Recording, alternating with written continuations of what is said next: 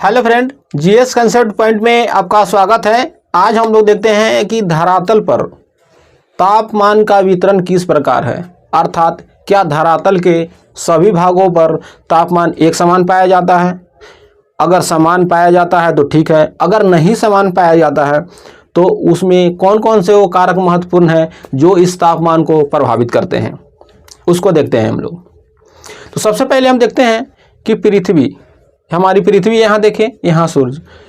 पृथ्वी हम जानते हैं कि सौर विकिरण ऊर्जा से गर्म होती है और हम पृथ्वी पर हम जानते हैं कि पृथ्वी पर जल भी है, स्थल भी है। ठीक है, अर्थात इसके विभिन्न स्थल रूप भी मौजूद हैं।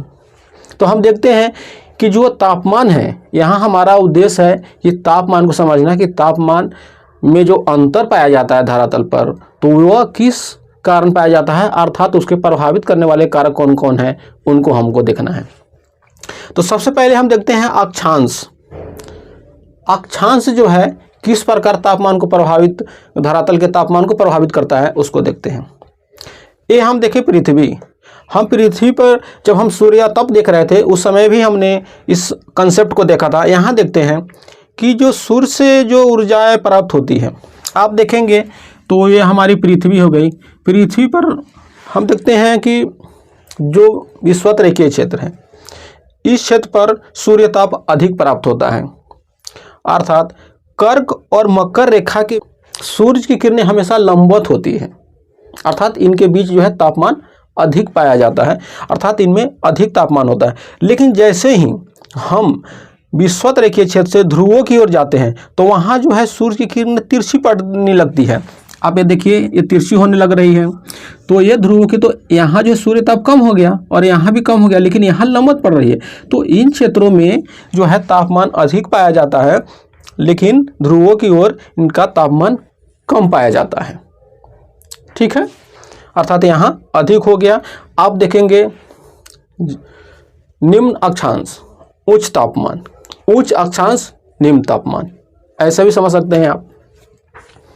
तो इस तरह से जो है हम तापमान के वितरण को समझ सकते हैं या देख सकते हैं इसको कि किस प्रकार यह तापमान में जो है कि अक्षांश प्रभावित करता है। क्वेश्चन भी पूछा जाता है कि धरातल पर तापमान को प्रभावित करने वाले सबसे प्रमुख कारण कौन है, तो उसमें ऑप्शन के हिसाब से, या अगर ऑप्शन ना भी हो तो भी आपको कंफ्यूज नहीं होना है, वहाँ आपको अक्षांश यह ध्यान रखना है कि अक्षांश ज़्यादा प्रभावित करते हैं इस चीज़ों।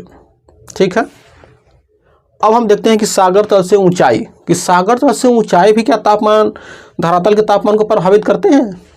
तो देखिए, अर्थात यह पृथ्वी हो गई। पृथ्वी पर विभिन्न स्थल रूप पाए जाते हैं, माने कि धरातल पर पठार, मैदान, पर्वत, ये सब चीज़ें हैं। अब देखिए, सागर तल से ऊंचाई का मतलब क्या है कि हम वायुमंडल में पढ़े हैं कि ऊंचाई बढ़ने के साथ साथ जो वायु के तापमान में कमी होने लगती है, अर्थात जब 1000 मीटर की ऊंचाई पर हम जाते हैं तो उसमें 6.5 डिग्री सेंटीग्रेड ताप में कमी होती है, अर्थात इसे हम सामान्य ह्रास दर कहते हैं, नॉर्मल लैप्स रेट कहते हैं इसको। तो इसका जो है यहाँ आप देख सकते हैं कि किस प्रकार से जो है इससे प्रभावित कर सकता है, अर्थात एक कारक यहाँ इंपॉर्टेंस हो जाता है कि सागर तल से ऊंचाई के तौर पर अगर हम देखें तो इसे देख सकते हैं। जैसे मान लीजिए एक ही अक्षांश हो कोई और दो स्थल रूप है वहाँ पर, तो फिर तो वहाँ तापमान में अंतर आ जाएगा। तो यहाँ समझाने का मतलब है कि ऊंचाई के हिसाब बढ़ने पर जो है, ऊंचाई के ऊपर जाने पर किस प्रकार तापमान प्रभावित होते हैं, ये हमने फैक्टर को यहाँ देखा। फिर हम देखते हैं कि स्थल एवं जलीय भाग। अब ये स्थल मानिए और ये हो गया जलीय भाग। तो हम जानते हैं कि जब सूर्य की किरणें स्थल पर और जलीय क्षेत्र दोनों पर पड़ेगी तो स्थलीय भाग जो है जल्दी गर्म हो जाएगा, लेकिन जो जलीय क्षेत्र है वो धीरे धीरे गर्म होगा, अर्थात वहाँ जो है इसके स्वरूप के कारण, जलीय और स्थलीय भाग के कारण भी इनके तापमान में अंतर पाया जाता है। ठीक है, फिर हम देखते हैं कि सागर से दूरी, अर्थात जो स्थल, जैसे मान लीजिए कि ये जलीय क्षेत्र हो गया और ये तटवर्ती क्षेत्र हो गया। एक चीज़ यहाँ ध्यान रखना है आपको कि स्थल से कुछ हवाएं चलती है, जिसकी चर्चा हम आगे करेंगे, लेकिन यहाँ आपको जानने के लिए आवश्यक है, इसलिए मैं बता रहा हूँ कि जैसे स्थल समीर की हम लोग चर्चा करते हैं कि स्थल समीर जो स्थल से चलने वाली हवाएं होती हैं, और एक जो है ये प्रायः एक तरह से दैनिक हवा इसको कह सकते हैं जो चलती हैं, और एक सागर की ओर से जो स्थल की ओर चलती है हवाएं जो है उसे हम लोग सागर समीर, ऐसे एक स्थल से चलती है उसे स्थल समीर कहते हैं। तो इनका जो सम्मिश्रण आपको जो है तटवर्ती क्षेत्रों में देखा जाता है। यहाँ जो है अब जैसे यहाँ गर्म हो गई और यहाँ ये जलीय भाग हो गया तो यहाँ ठंड हो गया। जैसे मान लीजिए यह स्थल हो गया और ये जल क्षेत्र हो गया, तो यहाँ की जो हवाएं चलेगी अर्थात जो समीर चलेगी और यहाँ से आएगी स्थलीय समीर, तो इन क्षेत्रों का जो है तापमान एक समान बना रहता है। इसलिए तटवर्ती क्षेत्र का तापमान जो है समान होगा, यहाँ सम जलवायु पाई जाती है। लेकिन जैसे ही इस क्षेत्र से अधिक दूर जाएंगे आप, यहाँ तापमान बढ़ जाएगा, अर्थात सागर से दूरी बढ़ने पर तापमान बढ़ जाती है। ये है अर्थात इस प्रकार अंतर हो गया। फिर देखते हैं समुद्री जलधाराएं। समुद्री जलधाराएं हम जानते हैं, इसकी चर्चा हम लोग जब आगे हम लोग सागर महासागर टॉपिक पढ़ेंगे तो वहाँ पर हम महासागरीय धाराएं का अध्ययन करेंगे। लेकिन यहाँ केवल समझना है कि समुद्री जलधाराएं किस प्रकार जो है प्रभावित करती है। तो सागरीय जो जलधाराएं हैं या समुद्री जलधाराएं हैं, ये प्रायः दो प्रकार की होती है, एक ठंडी जलधाराएं, एक गर्म जलधाराएं। तो ये क्या करती है, जो गर्म जलधाराएं होती हैं वो गर्म क्षेत्रों को चलती है तो वो ठंडी क्षेत्र को प्रभावित करती है, और ठंडी जलधाराएं क्या करती है, ठंडी क्षेत्र से होकर आती है तो वो गर्म क्षेत्रों में आकर अपना प्रभाव छोड़ती है। जैसे अगर आप गल्फ स्ट्रीम को देखें तो गल्फ स्ट्रीम क्या होता है कि ये यूरोप के आप उत्तरी और पश्चिमी भागों में देखें तो वहाँ अगर उसे अक्षांशीय ही हिसाब से देखेंगे तो वहाँ के तापमान, जैसे मान लीजिए कि हमारी पृथ्वी हो गई, अगर इसे यूरोप महाद्वीप के तौर पर देखें, इसे आप लोग एटलस में जरूर देखेंगे इस स्थिति को, तो यूरोप के पश्चिमी उत्तरी भागों में जो है अक्षांश के हिसाब से तो वहाँ ठंडी होनी चाहिए, लेकिन इस गल्फ स्ट्रीम के कारण वहाँ तापमान जो है उस हिसाब से नहीं पाया जाता है, अर्थात वहाँ सामान्य तापमान पाया जाता है। ठीक है, तो इस प्रकार से समुद्री जल धाराओं का जो है धरातल पर तापमान वितरण में बहुत योगदान होता है, और इनके कारण जो है आप देखेंगे कि यूरोप की कुछ बंदरगाह होगा वो खुले मिलेंगे, जल धाराएं वहाँ प्रभावित करती हैं।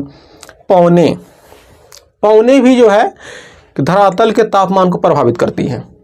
वो कैसे करती है, आगे पवन की विशेष चर्चा हम लोग आगे जब टॉपिक पढ़ेंगे तो वहाँ करेंगे, लेकिन यहाँ हम एग्जाम्पल के तौर पर देखेंगे। जैसे आप देखेंगे सहारा मरुस्थल से सिराको नाम की पवन चलती है। ये क्या करती है, जब इटली पहुंचती है अर्थात यूरोपीय क्षेत्र में इटली पहुंचती है तो वहाँ जो है वो क्षेत्र को गर्म कर देती है। सहारा क्षेत्र से निकल रही है सिराको पवन, तो ये क्या बह रही है, तो ये बहती हुई जब आगे की ओर बढ़ती है, मान लीजिए कि यहाँ हो गया आपको जो है अफ्रीका महाद्वीप से, अब यहाँ जो सहारा मरुस्थल से होकर यह पहुँच रही है आगे की ओर, जब ये जाएगी एटलस में से देखेंगे आप लोग, तब ये इटली के क्षेत्रों में जाकर तापमान को वो बढ़ा देती है। तो इस प्रकार से ये क्या करते हैं कि पवनें भी तापमान को प्रभावित करती है, अर्थात धरातल के तापमान को यह प्रभावित करती है। तो इस प्रकार से अगर पूछा जाए कि धरातल पर तापमान के वितरण को प्रभावित करने वाले कौन कौन से कारक हैं, तो आपका हो गया अक्षांश हो गया, ठीक है, सागर तल से ऊंचाई हो गया, स्थल एवं जल स्वरूप हो गए, स्थल या जलीय भाग हो गए, सागर से दूरी हो गया, समुद्री जलधाराएं हो गए, पवने या हवाएं हो गई। ठीक है, अब ये तो हम लोगों ने तापमान के वितरण को देखा। एक चीज़ इस टॉपिक से क्वेश्चन है जो पूछे जाते हैं, तो इसमें देखिए पूछा जाता है कि धरातल पर सर्वाधिक तापमान कहाँ पाया जाता है, तो इसे आप याद रखेंगे लीबिया के अल जीजिया में, वहाँ का जो है अल जीजिया, यहाँ जो है 58 डिग्री सेंटीग्रेड तापमान जो है नोट किया गया है। यह गणना 1922 की है, जहाँ जो है अल जीजिया में सबसे अधिक धरातल पर सबसे अधिक तापमान पाया जाता है, ये हो गया 58 डिग्री सेंटीग्रेड। फिर पूछा जाता है कि धरातल पर सबसे निम्न तापमान किस स्थान पर पाया जाता है, तो अंटार्कटिका। ऐसे भी आप देख रहे हैं कि ध्रुवीय क्षेत्र में तापमान ऐसे भी कम होगा, क्योंकि वहाँ सूर्य के तिरछे किरणें पड़ती है। तो अंटार्कटिका पर वोस्टॉक क्षेत्र है, वहाँ जो है यह तापमान जो है सबसे कम पाया जाता है। अंटार्कटिका यहाँ जो है वोस्टॉक, याद रखिएगा वोस्टॉक जो है इसका नाम हो, 87 डिग्री सेल्सियस जो है यहाँ तापमान पाया जाता है। अर्थात अल्जीरिया में सबसे अधिक तापमान, वोस्टॉक अंटार्कटिका के वोस्टॉक में सबसे न्यूनतम तापमान -87 डिग्री सेंटीग्रेड। इस प्रकार इस टॉपिक में हम लोगों ने धरातल पर तापमान के वितरण को देखा, उसके प्रभावित करने वाले कारक को देखा, एग्जाम में पूछे जाने वाले कुछ इंपॉर्टेंट प्रश्न को भी देखा। फिर इसी तरह से अगले किसी वीडियो में मिलते हैं एग्जाम ओरिएंटेड वीडियो के साथ। तब तक के लिए धन्यवाद।